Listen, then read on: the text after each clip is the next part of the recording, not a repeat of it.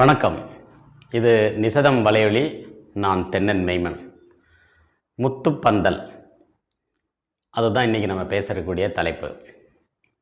அது என்ன முத்துப்பந்தல்?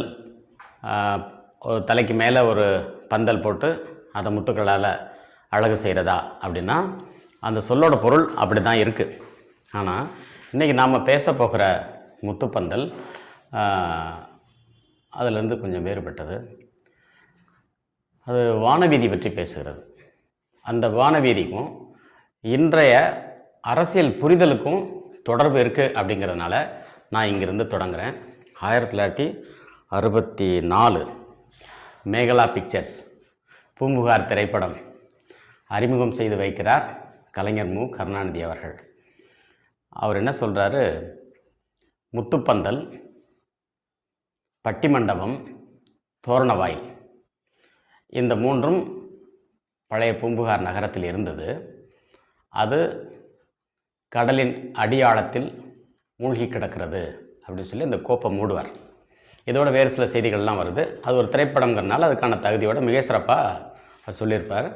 அதில் அவருடைய அந்த இளமையான தோற்றத்தில் அந்த ஒரு வீச்சான தமிழ் எல்லாரையும் ஈர்க்கிற மாதிரி இருக்கும். சரி, அதை விட்டுருவோம். அதில் ஒரு முத்துப்பந்தல்னு சொல்கிறாரு. என்ன சான்றுகளின் அடிப்படையில் சொல்கிறாரு அப்படின்னா, சிலப்பதிகாரத்தில் கொற்றப்பந்தல், பட்டிமண்டபம், தோரணவாயில், இந்த மூன்று சொற்களும் அடுத்தடுத்து வருது. அதைத்தான் அவர் சொல்கிறார். வச்சிர நாட்டை சேர்ந்த கோநீரை கொடுத்த கொற்றப்பந்தலும், பிறகு மகத நாட்டை சேர்ந்த அரசன் கொடுத்த பகைப்புறத்து கொடுத்த பட்டிமண்டபமும், அவந்திவேந்தன் உவந்தனன் கொடுத்த நிவந்தோங் மரபின் தோரணவாயிலும் அப்படின்னு 3 வருது. இது என்ன அப்படின்னு அன்னைக்கு யாருக்கும் தெரியல, அவருக்கும் தெரியாது, அறிஞர்களுக்கும் தெரியாது, இன்னை வரைக்கும் தெரியாதுங்கிறது வேற. ஆனால் 64லேருந்து 2026க்கு இடைப்பட்ட அந்த காலத்தில் இதை தொடர்ந்து சிந்தித்தவங்களும் இருக்கிறாங்க, மீண்டும் மீண்டும் சிந்தித்தவங்களும் இருக்கிறாங்க.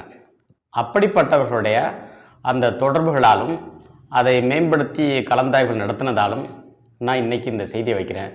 இது பலருக்கு புதிய செய்தியாக இருக்கலாம், ஒரு சிலருக்கு தெரிஞ்ச செய்தியாக இருக்கலாம். அது இதுதான். கரிகாலன் பேரரசன், திருமாவளவன்கிற சொல்லு தான் அங்கே இருக்குது. அவன் கடைசி காலம், அதாவது கடைசி காலம்னா அகவை முதிர்ந்து கடைசி இல்லை, அவனுடைய ஆட்சியை அவன் முடிவு கொண்டு வர்றான். வாளும் முரசும் குடையும் நாளோடு பெயர்த்து அவன் திசைமுகம் போனான்னு இருக்கு. அதாவது முடிச்சிட்டான்.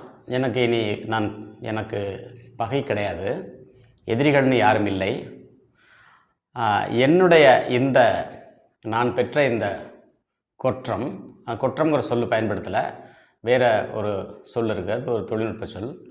அதை பகைவர் கூட எடுத்துக்கலாம், ஆனால் காப்பாற்றுங்க அப்படின்னு சொல்லி விட்டுட்டு போகிறான்னு இருக்கு. அதாவது அவன் தோல்வி, தொடர முடியலை. அரசாண்டான், எல்லாம் செய்தான், ஆனால் நிலவு தடுமாறிடுச்சு, ஊழி தடுமாறிடுச்சு அப்படிங்கிறது அதில் இருக்குது. அதனால தான் மாதவி தெருவுக்கு வர்றான். மாதவி விற்கப்படுகிறாள், விலை கூறி விற்கப்படுகிறாள் அப்படிங்கிறது அந்த செய்தியில் இருக்குது. சிலப்பதிகாரம் அப்படி கொண்டு போகுது. அரிய செய்தி. இந்திரவிழ ஒரு எடுத்த கதையில் இருக்குது. இதில் நாம் புரிஞ்சுக்கிறது என்னென்னா, ஒரு அரசுருவாக்கத்துக்கு தேவையான அந்த விழுமியங்கள் அப்படிங்கிற வகையில் இந்த 3ஐ நம்ம பார்க்குறோம். இந்த 3 என்னென்னா, இவன் வடநாட்டுக்கு படையெடுத்து போகும்போது இந்த அரசர்கள் கொடுத்ததுன்னு அங்கே இல்லை. அப்போ இதுக்கு முன்னால் அவனுடைய முன்னோர்களுக்கு கிடச்சிருக்கு அப்படின்னு தான் அங்கே சொல்கிறான். அதில் மானீர் வேலி வச்சிர நாடுங்கும்போது அது ஒட்டுமொத்த இந்தியாவையும் குறிக்கிறதா இருக்குது. இமிழ்கடல் வேலியை தமிழ்நாடு ஆக்கிட இது நீ கருதிரியாயும் எதிர்ப்பவர் முதுநீர் உலகில் முழுவதும் இல்லை அப்படிங்கிறது ஒரு யானையிடமிருந்து வந்த தூதுச்செய்தி. அதில் ஒரு சில எழுத்து பிழை திருத்தங்கள் செய்யப்பட்டிருக்கு. அது அறிஞர்களால் பேசப்பட்டது. அதனால் நான் இப்போ துணிச்சலாக சொல்கிறேன். அதே செய்தி தான் இங்கே இருக்குது. இந்த 3 என்னென்னா, பொன்னினும் மணியினும் புனைந்தன ஆயினும் நுண்வினை கம்மியர் காணா மரபின அப்படின்னு இது ஒரு மாதிரி. அதாவது கொற்றப்பந்தல் ஒரு மாதிரி, ஒரு மாடல், ஒரு மேஜையில் வைக்கிறது மாதிரி, பட்டிமண்டபம் ஒரு மாதிரி, அதே மாதிரி தோரணவாயிலும் ஒரு மாதிரி தான், மாடல் தான். ரெவிடின் மாடல் மாதிரி இது ஒரு மாடல், சின்னது. இது ஒரு பரிசு பொருள் போல் கொடுத்துருக்காங்கன்னா நம்ம எடுத்துக்க வேண்டியது. அதை கொண்டு இங்கே உள்ள கைவினைஞர்கள்ட்ட கொடுத்து இதெல்லாம் பார்த்தியா, உனக்கே தெரியாது அப்படின்னு அவன் சொல்கிறதாகவும் அந்த செய்தி அதோடு முடிஞ்சிச்சு. கரிகாலனுடைய செய்தி அதோடு முடிஞ்சுது. இது என்ன அப்படின்னு தான் அவரும் கேட்குறாரு. திரைப்படத்தை அறிமுகப்படுத்தும் போது கேட்டுட்டு, நம்ம கண்ணகியோட கதையை நம்ம பேசுவோம், சிலப்பதிகாரம் இருக்கும் வரை நம்ம யாரும் வெல்ல முடியாது அப்படின்லாம் சொல்கிறார். இது 64 வெளிவந்தது. 1970 பூம்புகார் கலைக்கூடங்கள் உருவாக்குறாரு. 1975 வள்ளுவர் கோட்டம் கட்டுறாரு. 2000ஆவது ஆண்டில் வள்ளுவருக்கு சிலை எடுக்கிறாரு. அவருடைய காலத்தில் அவருடைய பதிவுகள் அப்படிலாம் இருக்குது. இவ்வளவு காலமும் இந்த மூன்றை பற்றியும் தொடர்ந்து சிந்தித்தவருடைய தொடர்புகள்லேருந்து நான் இதை சொல்கிறேன். பூம்புகார் கலைக்கூடங்கள்லையும் இந்த முயற்சி நடந்தது. இந்த மூன்றையும் உருவகப்படுத்துகிற முயற்சி வள்ளூர் கோட்டத்துலேயும் அது நடந்திருக்கு. அந்த முகப்பே தோரண வாயில் போல் இருக்கும். ஒரு திருவாசி அரைவட்டமாக குகைக்குள்ளே போகிற மாதிரி இருக்கும். பிறகு ஒரு மண்டபம் இருக்கும். அந்த மண்டபம் காங்கிரீட் மண்டபம். அது அப்போ வெங்கடாச்சலம் என்ற ஒரு பொறியாளர் வடிவமைச்சதாகவும், அது தூண்கள் இல்லாத ஒரு மிகப்பெரிய ஹால் அப்படின்னும் சொன்னாங்க. அது கிரிட் சிஸ்டம் சொல்லி மேலே தொட்டியாக இருக்கும். தனியாக பீமெல்லாம் இருக்காது, அப்படியே கட்டமாக இருக்கும். அதோட ஒரு தேர், அது திருவாரூர் தேர் போல், அது கல் தேரில் அந்த மேற்கோப்பு, அந்த தொம்பை, ஆடுமனை பொய்க்கால், அதெல்லாம் மிக சிறப்பான முயற்சி. அதில் முத்து போல் அந்த பொத்தான் பதிச்சிருக்கும். அதைத்தான் அவங்க 2010 கட்டின தலைமைச் செயலகத்துலேயும் அந்த மேற்கோப்பை அவங்க செய்தாங்க. அந்த முயற்சி இருந்துச்சு. இப்போ நம்ம அதை விட்டுருவோம். இந்த மூணும் கடலுக்குள்ளே போயிடுச்சுன்னு அவர் சொல்கிறாரு. அது அன்னைக்கு புரிதல். ஆனால் இப்போ என்னென்னா அது கடலுக்குள்ளே போகலை. கடலுக்குள்ளே போகிற மண்டபங்கள் இல்லை. பூம்புகாரில் அப்படி கட்டப்பட்ட அதை சொல்லலை. மாறாக அது வானவீதி அப்படிங்கிற புரிதல் தான் இன்றைக்கி வியப்பை ஏற்படுத்துறது. அது இந்த ஆண்டு நாட்களோடு தொடர்புடையதாக இருக்கிறது. அது பெரிய கோயிலோடு தொடர்புடையதாக இருக்கிறது. இப்போ பெரிய கோயிலுக்கு நேர்மேலே ஒரு வானவீதி, அதில் முத்துப்பந்தல் இருந்ததா? முத்துப்பந்தல்னாலும் கொற்றப்பந்தல்னாலும் ஒன்று தான். அது ஒரு பிற்கால சொல்லாக இருந்தாலும் அது கல்வெட்டு சொல். பெருமுக்கல் அப்படிங்கிற ஒரு இடத்துல, அது 12ஆம் நூற்றாண்டை சேர்ந்த ஒரு கல்வெட்டில் மண்டபத்தில் முத்துப்பந்தல் பள்ளிப்பீடத்தில் அமர்ந்து திருவாய்மொழிந்தருள் ஆணை பிறப்பிக்கப்பட்டது அப்படிங்கிற இடத்துல முத்துப்பந்தல் சொல்கிறான். அப்புறம் பட்டீஸ்வரம் கோயிலில் திருஞான சம்பந்தர் விழாவின் போது முத்துப்பந்தல் விழா இருக்குது. முத்து பல்லக்கு விழா இன்னும் நாடு முழுக்க நடக்குது. மாரியம்மன் கோயில் முத்து பல்லக்கில் வர்றதெல்லாம் இருக்குது. இப்போ இந்த பல்லக்கு அப்படிங்கிறது வானவீதியோட தொடர்புடைய அசைஞ்சு வர்றது. இது எல்லாமே என்னென்னா, நாம் வானவீதின்னு சொல்கிறது என்னென்னா, தூசியோட மேல்மட்டம், அதை இவன் கட்டுப்படுத்துகிறான். அப்போ அந்த இடத்துல இந்த ஆலங்கட்டியில் எப்படி பனிக்கட்டி வருதோ அந்த மாதிரி முத்து விளையும், அந்த முத்து உதிரும் அப்படிங்கிறதுலாம் இருக்குது. நிறைய சான்றுகள் இருக்குது. அது பந்தல் அமைக்குது. அப்போ ஒரு குறிப்பிட்ட நிலத்துக்கு மேலே முத்து பந்தல் அமைஞ்சிருச்சுன்னா அந்த நிலம் திருத்தகுதி உடையதுன்னு பொருள். இப்போ பாருங்கள், இந்த பட்டி மண்டபம்னு சொல்கிறோம். இன்றைக்கி பட்டி மன்றம்னாகி அது அரட்டை மன்றமாகி அது இன்றைக்கி உலகம் முழுக்க அரட்டை அடிக்குது. அது வேறு விருந்தோம்பல் சிக்கலை உருவாக்கியிருக்குங்கிறது நம்ம அப்புறம் பார்ப்போம். அது பெரிய செய்தி இருக்குது. இந்த பட்டி மண்டபம் தான் இதுக்கான முன்னோட்டம். இந்த பட்டி மண்டபத்தை நீங்கள் மண்டகப்பட்டி அல்லது மண்டகப்படி, மண்டகப்பாட்டைன்னு போட்டு பாருங்கள். மண்டகப்பட்டுங்கிற ஊர் இருக்குது, பக்கத்தில் பெருமக்களுக்கு அருகில் தான் இருக்குது. அது விழுப்புரத்துக்கிட்ட இருக்குது. அதுதான் நமக்கு இந்த கருங்கல்லில் ஆவணப்படுத்தப்பட்ட முதல் குடைவரை கோயில்ங்கிறது கல்வெட்டு. ஏதத் அனிஷ்டகம் அத்ருமம் அலோகம் அசுதம் விசித்திர சித்தேன நிர்மாபிதம் லக்ஷிதாயத்தனம். எல்லா கல்வெட்டு ஆராய்ச்சி அறிஞர்களும், வரலாற்று அறிஞர்களும், தொல்லியல் அறிஞர்களும் சொல்லக்கூடிய ஒரு மேற்கோள் இது தான். இது மகேந்திரவர்மன் காலத்தது. அதுக்கு பக்கத்தில் இந்த பெருமுக்கல் இருக்குது. பெருமுக்கல்ல இன்னும் பழைய சான்றுகள் இருக்குதுன்னு சொல்கிறாங்க. அதாவது இது 12ஆம் நூற்றாண்டை சேர்ந்தது முத்துப்பந்தல். அதுக்கு முன்னாலே சான்றுகள் இருக்குதுன்னு சொல்கிறாங்க. அது எகிப்து பிரமிடுகளோடெல்லாம் ஒப்பிட்டு பேசுகிற அந்த காலத்தொன்மையெல்லாம் இருக்குது. நமக்கு என்னென்னா, இந்த குரங்கணி முட்டம்னு வர்ற இடம், பறவைன்னு வர்ற இடம், அந்த மணப்பாடு, அச்சம்பாடு, ஒப்பச்சம்பாடு, இந்த மாதிரி வர்ற இடங்கள், இது எல்லாமே இந்த கோத்தொழில் செய்து செந்நடை நடந்து இந்த நிலத்தின் திருத்தகுதியை மீட்டெடுத்த அந்த தானை வேந்தர், தானை மன்னர், தார்வேந்தர் அவங்க நடந்த அந்த ராஜபாட்டையாக இருக்கலாம் அப்படிங்கிறது நமக்கான ஐயப்பாடு. உங்களுக்கு நாற்கடற்கொரு நாயகன் நந்தி, காத வேற்படை நந்தி அப்படின்னு நந்தி கலம்பம் சொல்லுது. அங்கே ஒரு வலஜாபாத் இருக்குது. இப்போ வலசைப்பாட்டைங்கிற சொல்ல தானே. இப்போ முத்துப்பேட்டை இருக்குது. அது ஏன் முத்துப்பாட்டை இருக்கக்கூடாது? சரி, இப்போ இந்த மண்டகப்படின்னு சொல்கிறோமே, இதை பேச்சு வழக்காக நம்ம பயன்படுத்திகிட்ருக்கோம். இதை நம்ம 2 பார்வையில் பார்க்குறோம். ஒன்று, மண்டகப்படிங்கிறது அந்த நேர்த்திக்கடை ஏதோ வாசலில் போயிட்டு ஆத்தங்கரையில் செய்கிறது அப்படிங்கிறது ஒரு வழிபாட்டோட தொடர்புடையதாக இருக்குது. ஆனால் நான் அது புரிஞ்சுக்கிறதுக்காக இன்னொன்று சொல்கிறேன்.